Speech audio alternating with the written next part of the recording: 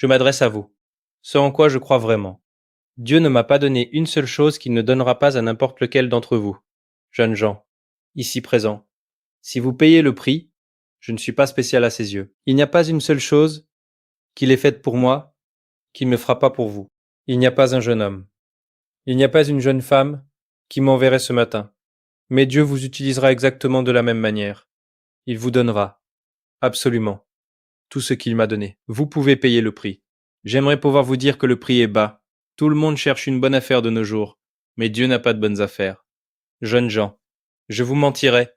Si je vous disais que cela vient à bon marché, vous me voyez monter sur cette scène, et tout ce que vous voyez, c'est le glamour. Et cela semble si glamour. Il y a un prix, et cela dépend de ce que vous voulez le plus. Affronter les faits.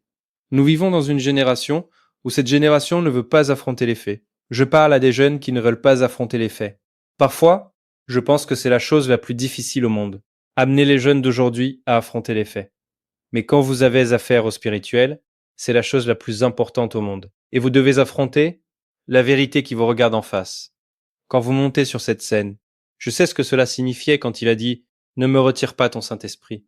Je sais probablement mieux que quiconque ici ce qu'il voulait dire et ce qu'il ressentait. Quand il s'est écrié « Ne me retire pas ton Saint-Esprit », je n'ai pas peur de Satan. Je peux utiliser la même arme contre Satan que Jésus a utilisée. Il est écrit « Je peux affronter Satan, je peux affronter toutes les forces de l'enfer et utiliser la même arme contre elle que Jésus a fait. Je ne crains aucun homme, mais une seule peur, de peur que je perde le Saint-Esprit. Vous ne savez pas? Jeunes gens, vous ne savez pas. Dans ce ministère, vous ne voyez que le glamour. Dans ce ministère, hier, les milliers de personnes dans cette arène n'ont vu que les miracles. Et ils ont vu la gloire. Mais très peu d'entre eux pouvaient voir le prix qui a été payé. Tous ces miracles ont eu lieu. Ne me retire pas ton Saint-Esprit. Il peut prendre tout ce que j'ai. Il peut me dépouiller de tout ce que j'ai. Me laisser seulement les vêtements pour couvrir mon corps. Me laissant seulement les chaussures à mes pieds. Et je suis prêt à sortir et à vivre de pain et d'eau le reste de ma vie.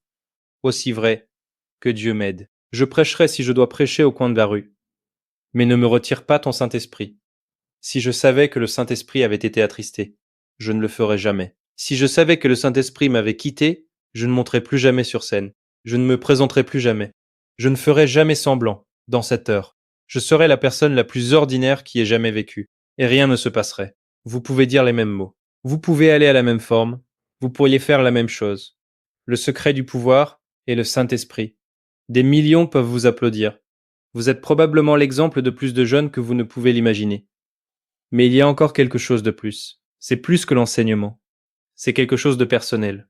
Assis là, je vais poser une question. Que voulez-vous le plus? Cela doit passer en premier.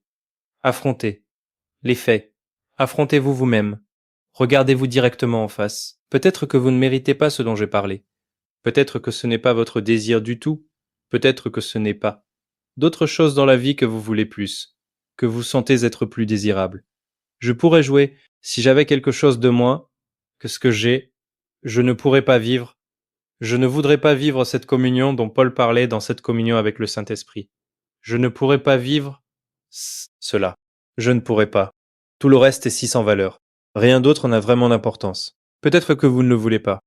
Peut-être que vous ne voulez pas le meilleur que Dieu a pour. Il y a d'autres choses qui sont plus importantes pour vous. Mais quand une fois vous goûtez, quand on devrait expérimenter, quoi? Vous savez ce que c'est que le Saint-Esprit prenne votre corps. Vous ne me demandez pas pourquoi je ne suis pas fatigué dans mon corps après 5 heures. Je suis aussi reposé, comme si j'avais eu 5 heures de repos. C'est parce que Catherine Coleman n'a rien fait. N'a rien fait. Je me suis seulement tenu là, et j'ai laissé le Saint-Esprit faire. Je l'aime. Je l'aime. J'ai été une grande spectatrice. Vraiment. Ça a été mon privilège d'être spectatrice pour voir ce que le Saint-Esprit fait. Je me suis tenu là.